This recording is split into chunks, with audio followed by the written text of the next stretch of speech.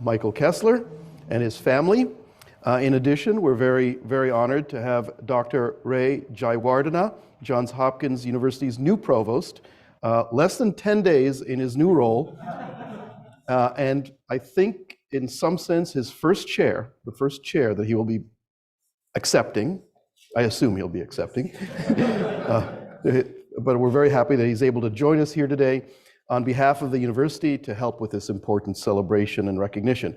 We are very grateful to Lisa and Gina Leonardis, Lou Sardella's cousins, and Joe Herbert, Lou's friend, for being here with us today on behalf of the family. Also joining us from Northern Illinois University is Mike's collaborator and friend, David Grewal, Dean of the College of Engineering and Engineering Technology at Northern Illinois University. Welcome to Johns Hopkins, and thank you for joining us today.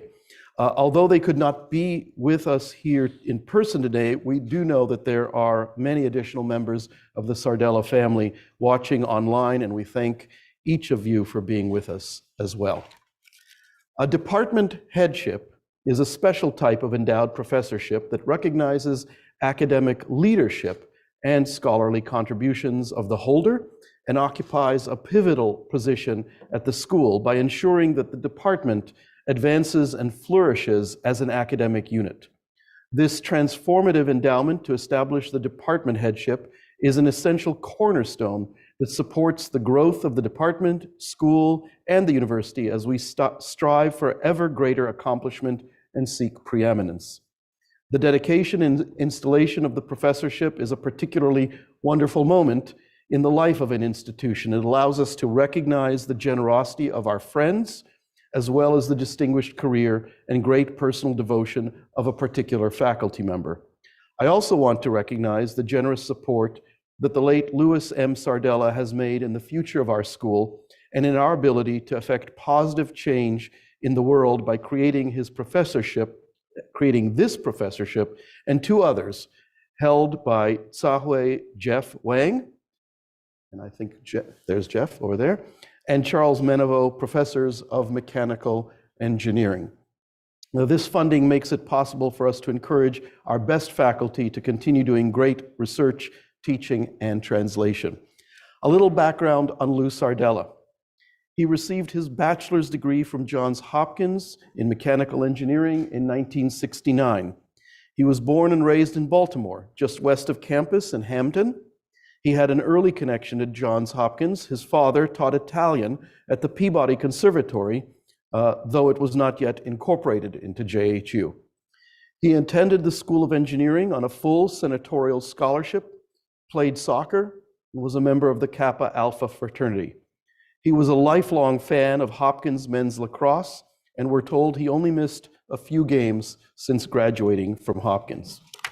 After graduation, he went into the corrugated box making industry and held 17 patents, one of which is called the Sun Extendo Feed, a mechanism for feeding sheets of corrugated cardboard into box manufacturing processes. He founded Sun Automation in 1985, where he designed and built and installed machinery that made corrugated paper boxes. He was a member of the Whiting School of Engineering Advisory Council, and he served on the Society of Engineering alumni for more than a decade. In 1999, Mr. Sardella established the first Louis M. Sardella Professorship, describing it as a way to give back. Mr. Sardella sadly passed away in 2020. His legacy at Hopkins continues to have a profound impact on our ability to continue to be leaders in education, research, and translation. Endowed professorships, like the Sardella Professorships, not only help us attract, retain, and in this case, honor the tremendous accomplishments of a faculty member, it also elevates the status of the departments, the Whiting School, and the university as a whole. The ripple effect of this level of support can be seen in the caliber of students attending Hopkins and the amazing array of research, discovery, and innovation taking place today. We are so very grateful for Lou's generosity and commitment to the Whiting School over many years, and especially in this moment. Today, we honor Lou's legacy of philanthropy, generosity, and ingenuity, and for creating the Louis M. Sardella professorships. Now, Mike, a few people are going to speak on your behalf today, but let me be the first to officially say congratulations on this well-deserved honor. We're proud to have you as a member of the Whiting School of Engineering and the Whiting School family. Now, because the endowment for a headship is held and administered by the university trustees, headships and professorships are formally presented to the university. And so I've asked Provost Jaiwardena to join us for this presentation. Provost, if you would please join me at the podium.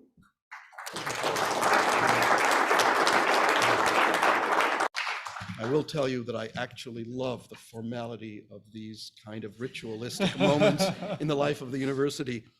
So, as Dean of the Whiting School of Engineering, I formally present to you, as the new Provost of Johns Hopkins University, the Louis M. Sardella Headship. Great. Thank you, Ed. Thank you. Thank you very much. Good afternoon, everybody.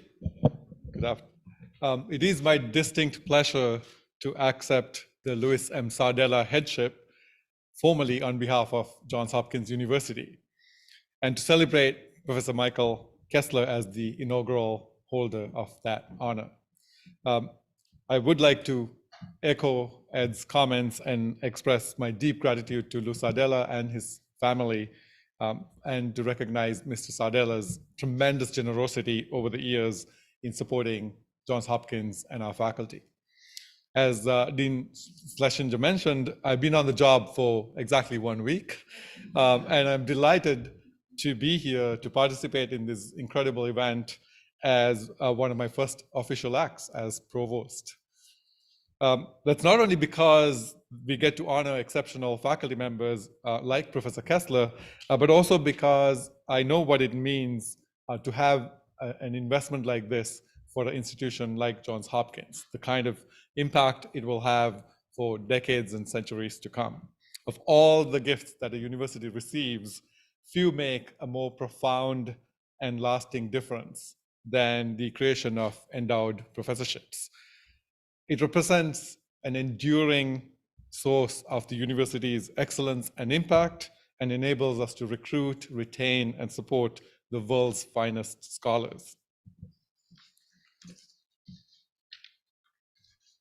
An endowed professorship provides both the permanence and the flexibility for our faculty, ensuring that their work receives continued support and recognition.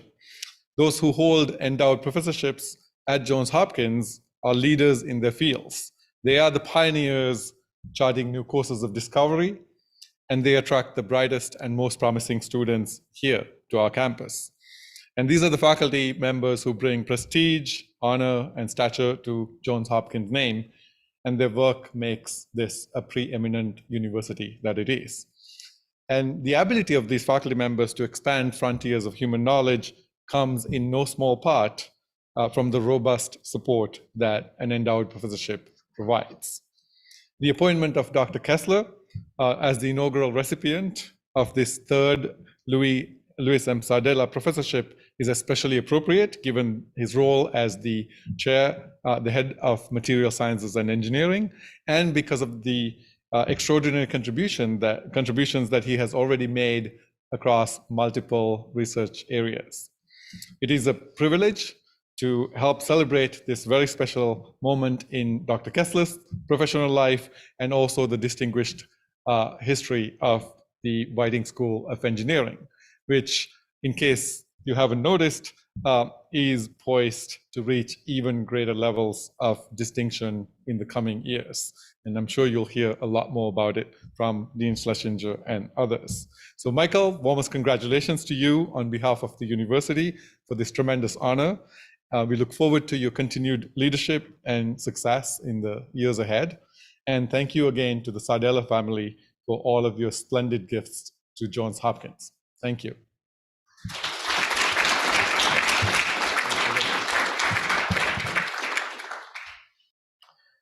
Thank you, Ray. And I'm now pleased to welcome Lisa De Leonardis, cousin of Lou Sardella, and the Austin Stokes Professor in Art of the Ancient Americas in the Department of the History of Art here at Johns Hopkins University. Lisa.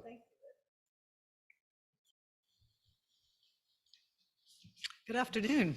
It's a pleasure to be here today, and to be here today on behalf of the Sardella family, especially on the occasion of Professor Kessler's inauguration as the Sardella Headship. That's a new word for me. My name is Lisa DeLeonardis, and I'm Lou's first cousin and faculty in the Krieger School.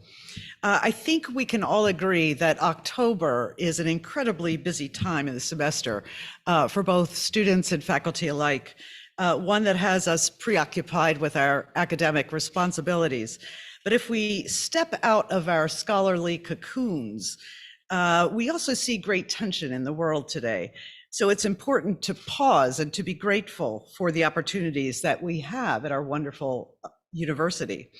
And I think that this occasion is the perfect moment for that, to pause and honor the accomplishments of Michael Kessler, and to honor Lou for his largesse and his dedication to a place whose goals in various manifestations are directed at solving world problems.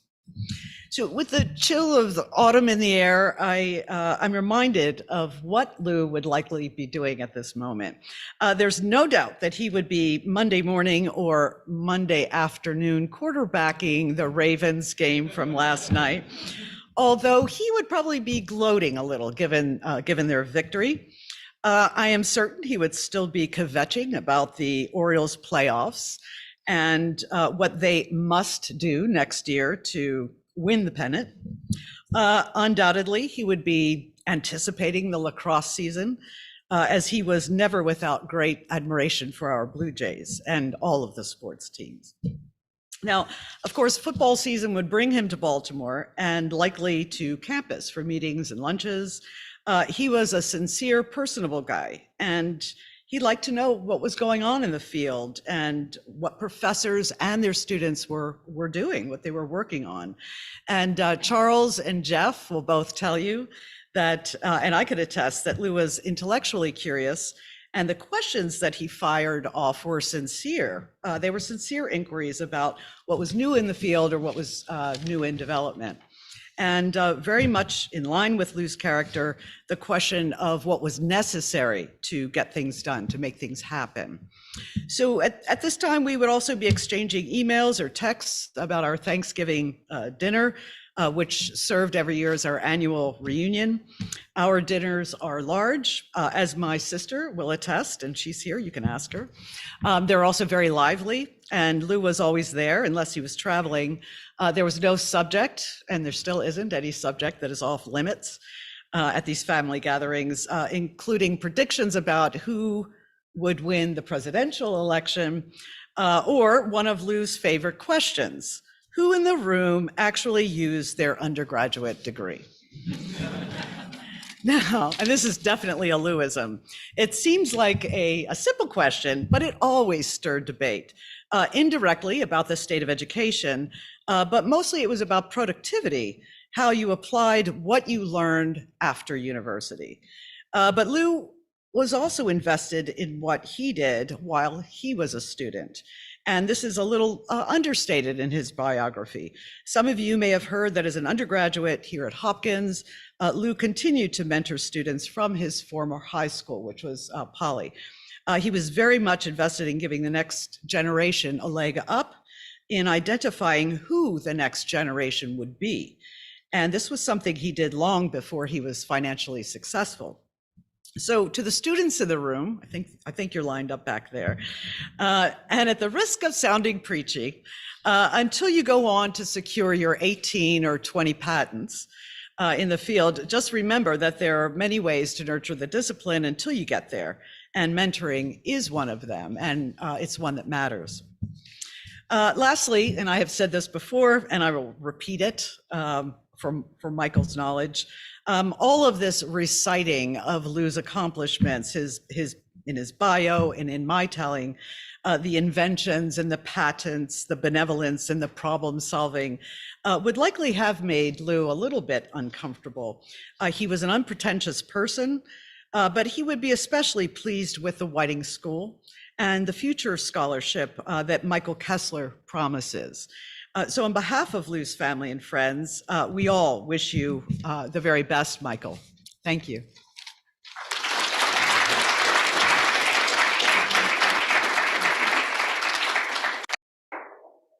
Thank you, Lisa. Thank you very much. And I'm now happy to welcome to the podium Dr. David Growell.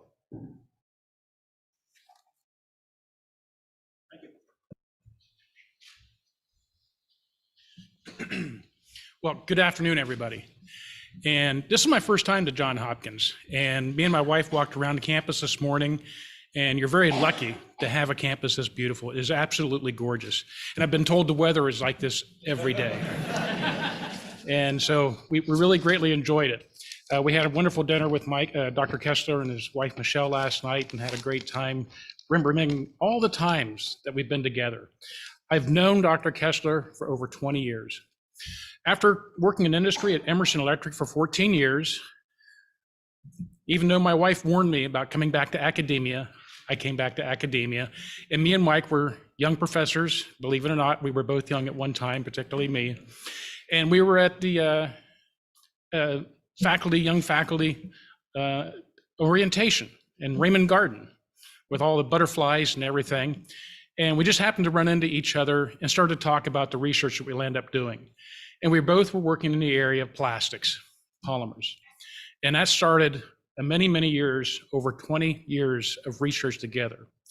You know, we did a number of different things. We started a BBRT, this bio-renewables research team at Iowa State, and that grew into an IUCRC, an Industry University Cooperative Research Center, an NSF-funded center that had Iowa State, and it pulled in Washington State once Mike moved to Washington State. And then once I moved to NDSU, we pulled in NDSU and also had UGA.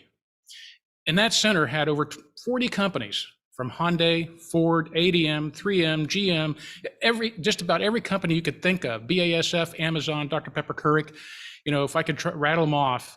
And we did great research, and that funded hundreds of students, patents, and a number of different products came out of that. So you can go buy these bio-based sustainable pots that you grow garden plants in. They're fully bio-based, active self-fertilizer, stop root circling. We figured out ways to put in agave fibers into Ford vehicles. So imagine, why would I put tequila into a Ford vehicle? May not necessarily be the best idea to do. We went off to do other things. We started a I-Corps, a NSF funded on entrepreneurship. And that was aligned with some other activities we worked with at NDSU. We founded a local chapter, the National Academy of Inventors. And while Mike was able to get tenured we got tenured at the same time. I think you got full professor 1 year ahead of me, but we did both get inaugurated into the National Academy of Inventors as fellows. I was 1 year, so it was one time I could beat Mike, you know. And when he asked me to come here and give this talk and be representative as mentoring him, you're going to see that he mentored me much more than I ever mentored him. But I did get my fellow 1 year ahead of him, but then COVID happened and we both got inaugurated the same year, even though officially I was one year ahead of Dr. Kessler. I don't have to say a whole lot about his accomplishments. You're going to hear that, and clearly he would not be here if it was not for all his accomplishments as he goes through the years. But personally, as you get to know Mike, as he's been here for only like 9 months now, you know, he's a gentleman. He's respectful to everybody. And in fact, I often refer to him as being the adult in the room. You know, when my wife told me about getting into academia, I'm sure that here at Johns Hopkins, you don't have this, but in other places of higher education, often you're dealing with egos and strong personalities and opinions. And I would look back to how Mike would handle these situations. And now that I'm a dean, I often look back and say, how would Mike handle that? So there's a lot of positive things that you can say about him in terms of his response, you know, being able to work with people and pull teams together. But there is one thing you need to know, right? I'm not a very tall individual. So Mike's tall to me, as a lot of people are. But tall individuals often have a voice that resonates or projects very well. And one day I was having a phone call with Mike, and I'll call you Mike now and I'm getting to your personal stuff. And it was on my cell phone, and I'm with another administrator with a vice president of research, and I'm dialing in Mike. And before, he picks up, before the phone even rings, I mentioned it, I got to turn the volume down because Mike has such a loud voice. Now, Mike being Johnny on the spot, before the phone even rang, he picked up and he's like, I have a loud voice. So I had to admit, yes, you have a loud voice. So here I am, even though I insulted my boss at the time, here I am being very honored to talk about Mike and say congratulations on this great honor to yourself, Michelle, and thank you for the gifts. So thank you very much.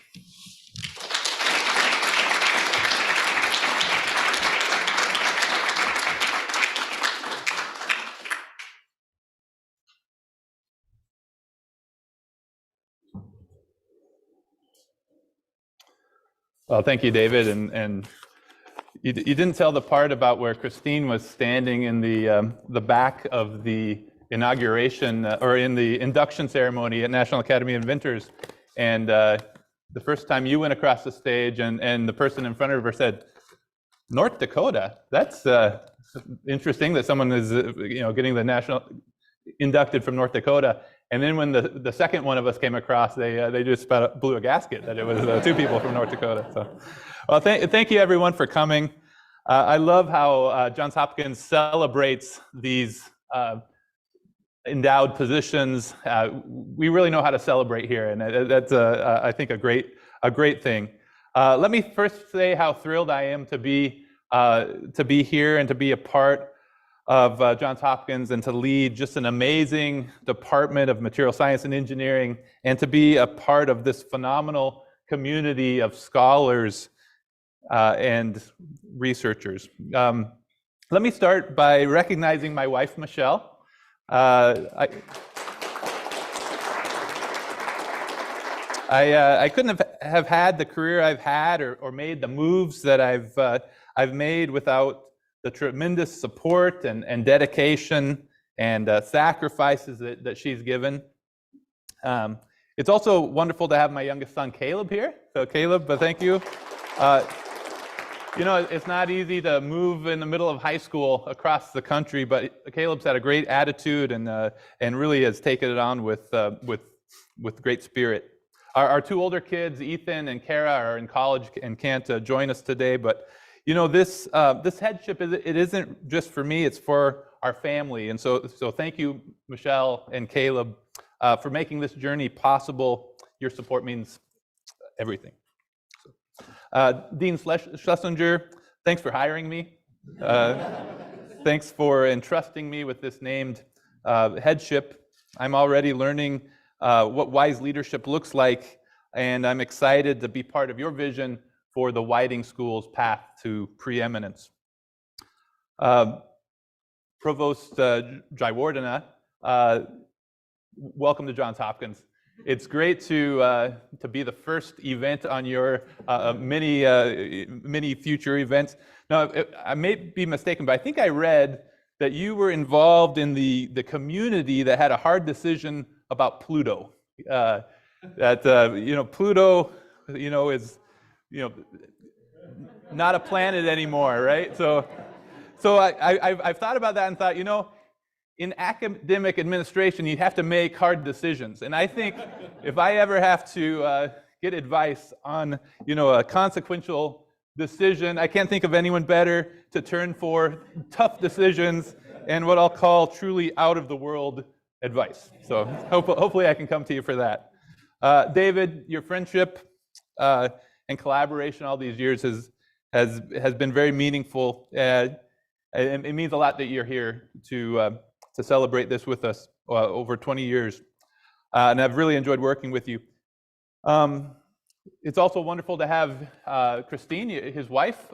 Christine is also a professional editor and a grant writer. and she has probably read more of my scholarship than anybody. Yeah, proposals, manuscript drafts, proposal drafts, and so thank you, Christine, for being here as well.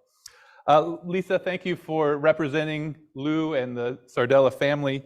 And you know, in hearing about Lou, I think we have a lot in common, not the least of which is how he would feel awkward with all the things talking about him. I can kind of relate to that.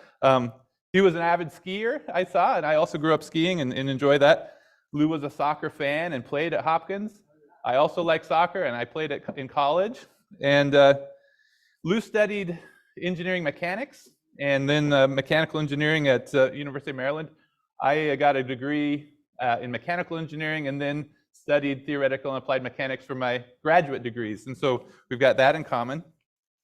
We both have about 20 patents, or have had about 20 patents. And I also learned from reading some things that Lou would go to Dusseldorf, Germany, where he would participate in some shows to show his products from his company. And David and I was part of this Center for Bioplastics, this consortium.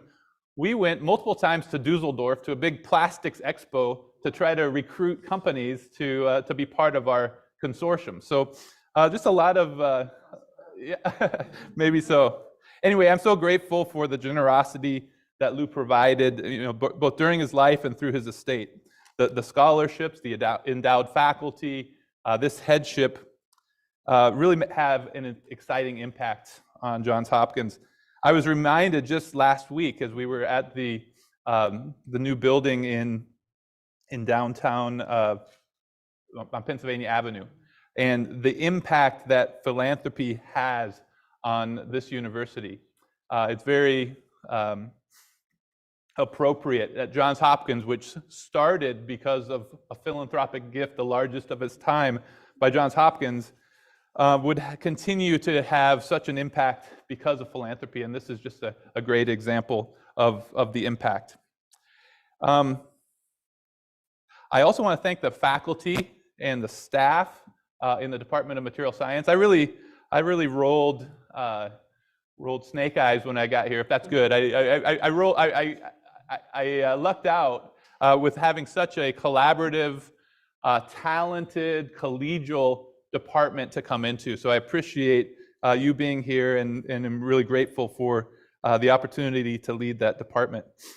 Thanks for the students that are here.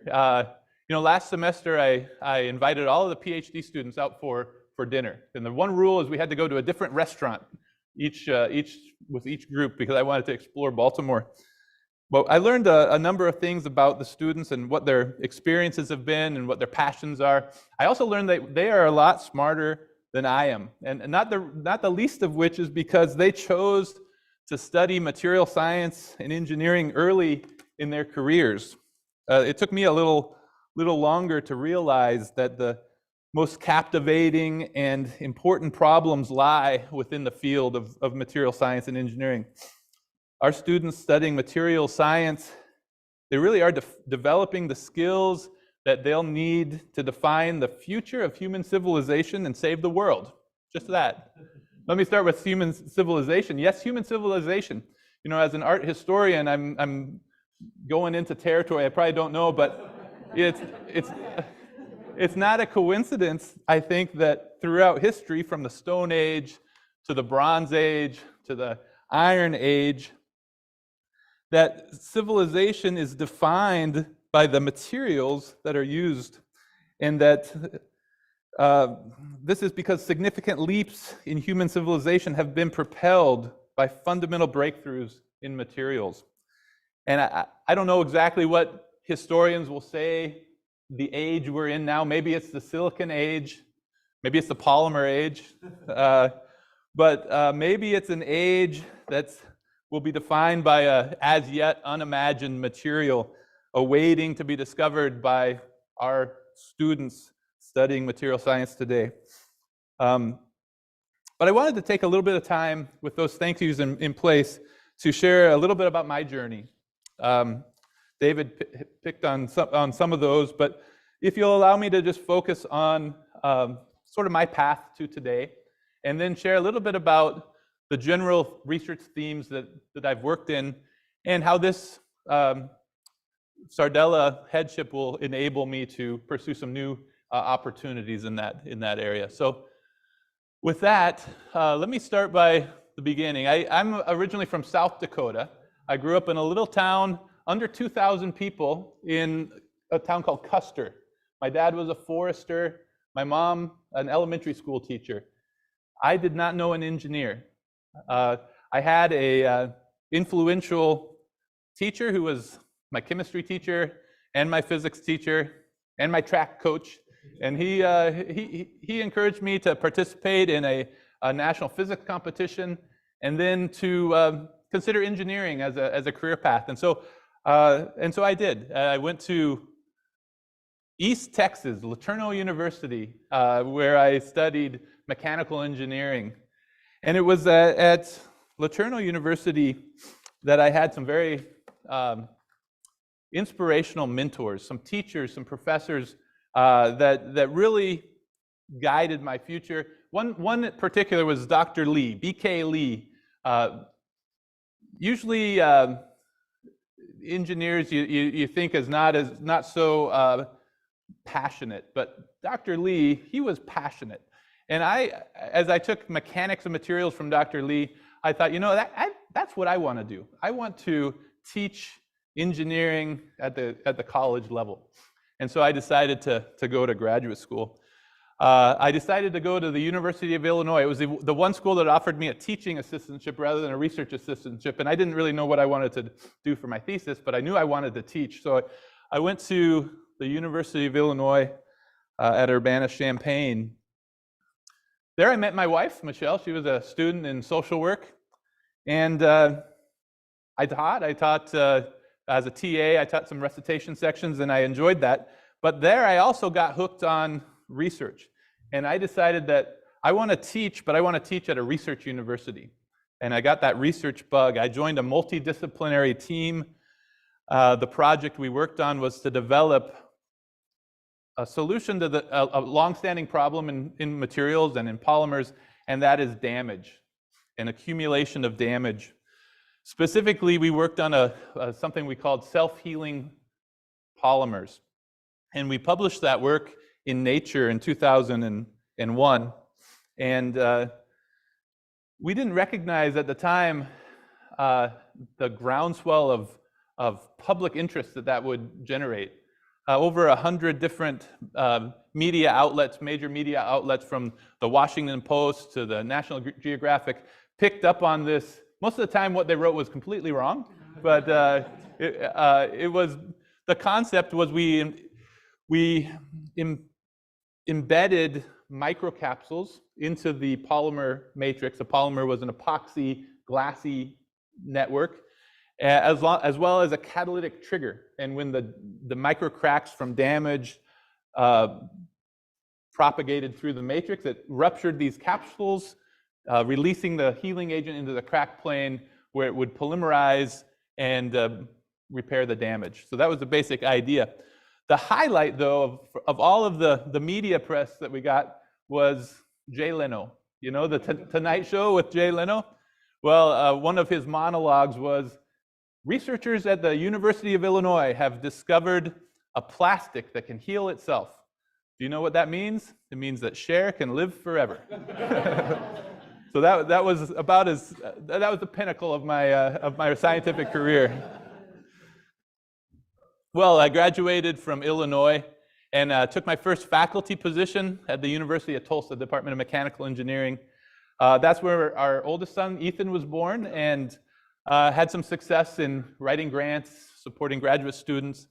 One of those was a Young Investigator grant from the Army Research Office. 3 years later, I moved to Iowa State University. This was my first time in a department of material science and engineering. It was really a good fit. My research had always been in polymers and polymer matrix composites. I was a material scientist, even though I had not been in that department before. And there, Kara and Caleb were born. And I went through the ranks as an assistant professor, an associate professor, and a full professor.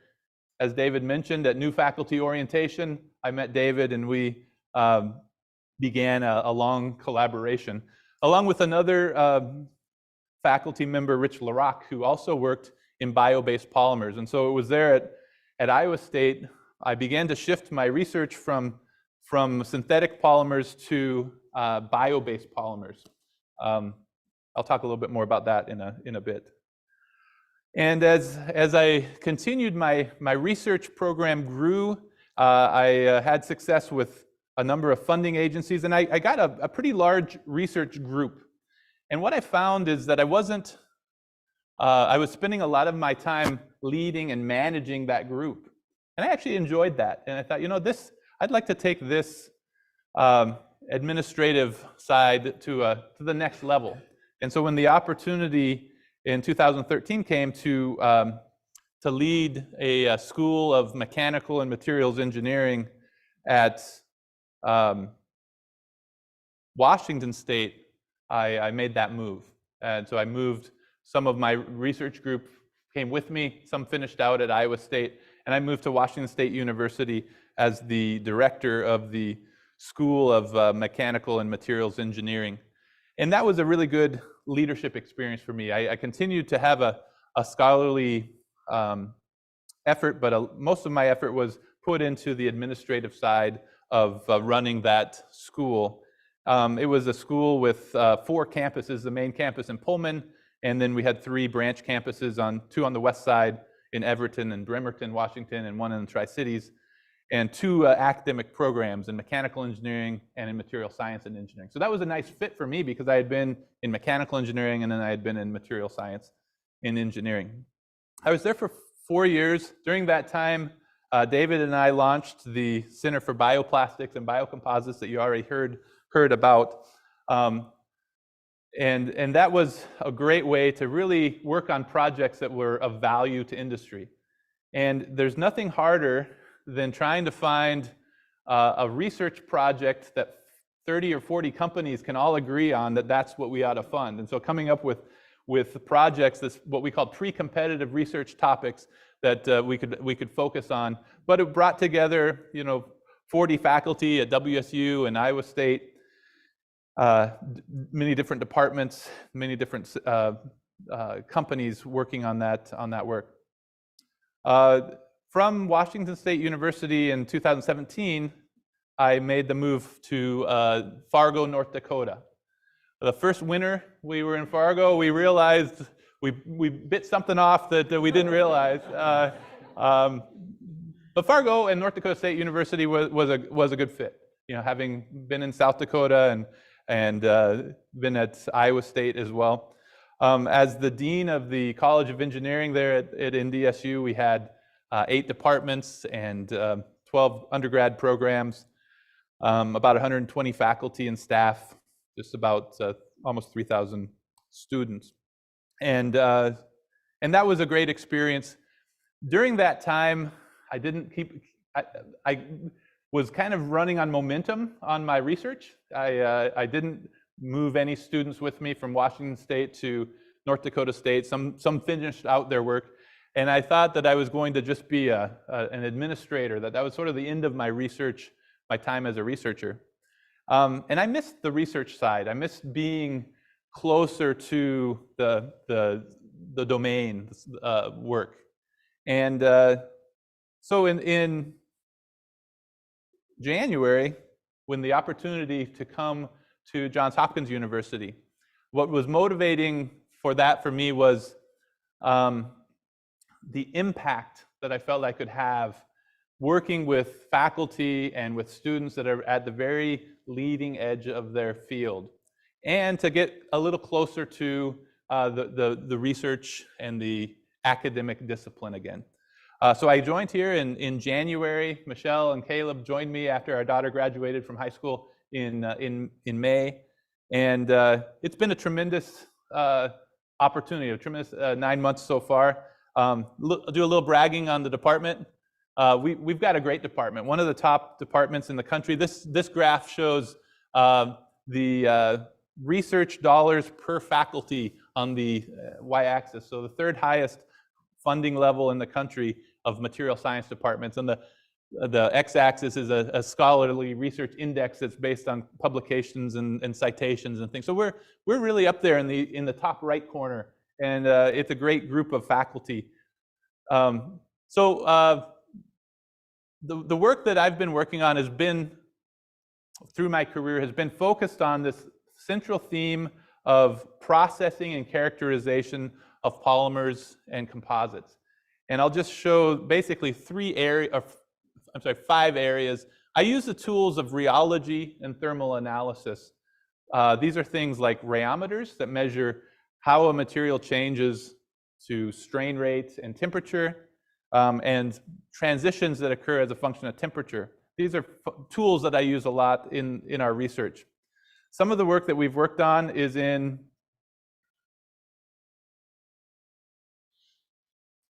polymer nanocomposites.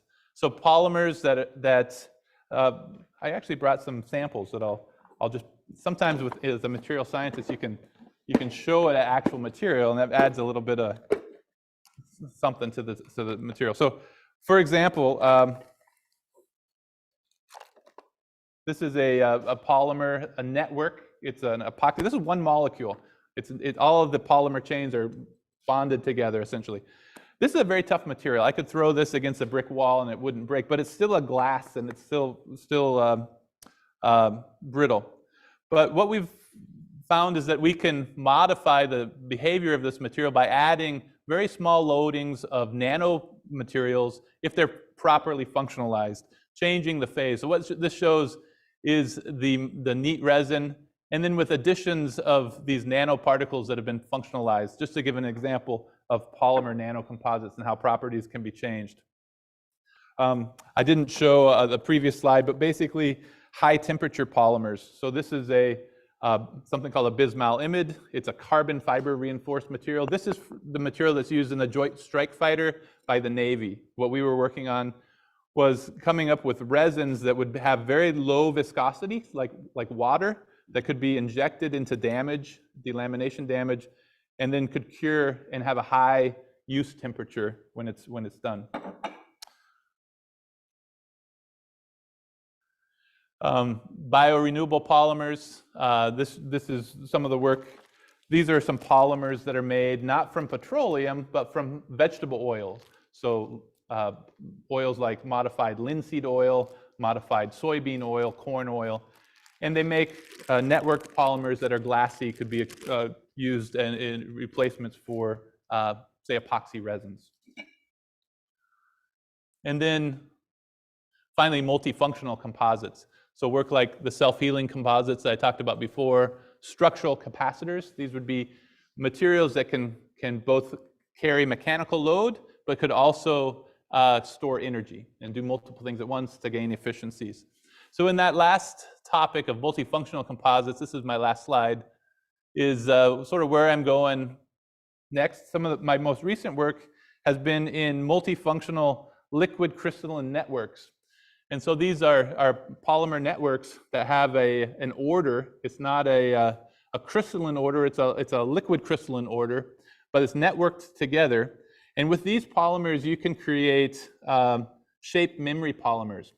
And some of the work we're working on has a certain moiety in the backbone that has different isomers. So this rigid, what we call a mesogen, this rigid part of the polymer, if you apply a certain wavelength of light, it can change to sort of like a banana, a different isomer. You can change change a different light, and it can change back. So you can use light to change the isomer and the shape of this rigid part of the molecule. What that allows us to do is to make shape memory polymers that can be activated by light. And so that's just an example of this video here is a film or a sheet of the polymer that we've trained to a certain shape so that when we apply light on it, it will fold up into a box. What I'd like to do here at Hopkins is to take this kind of technology and apply it to biomaterials. Nothing here has been looking at biocompatible materials. Could we use a fiber optic cable to change the shape of a polymer structure that could have an impact in the body? So that's the kind of thing I think we could do well here at Johns Hopkins University. With that, that was my last slide, I said. Let me just wrap up by saying thank you so much for letting me share my story and research focus, and thank you for celebrating the Lewis and Sardella induction ceremony with me. I'll turn it back to Dean Schlesinger.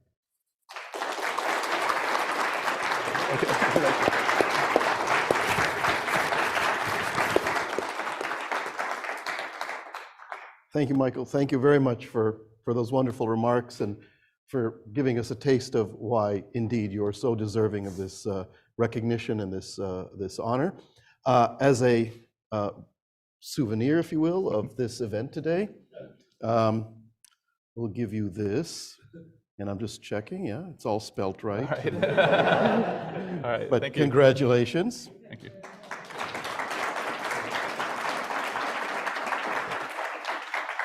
And with that, I would like to thank you all for joining us today. Thank you to our friends, our colleagues, our family of Lou Sardella, and invite you all to continue the celebration by joining us for some refreshments here in the atrium. Thank you. Thank you. Congratulations. Thank you.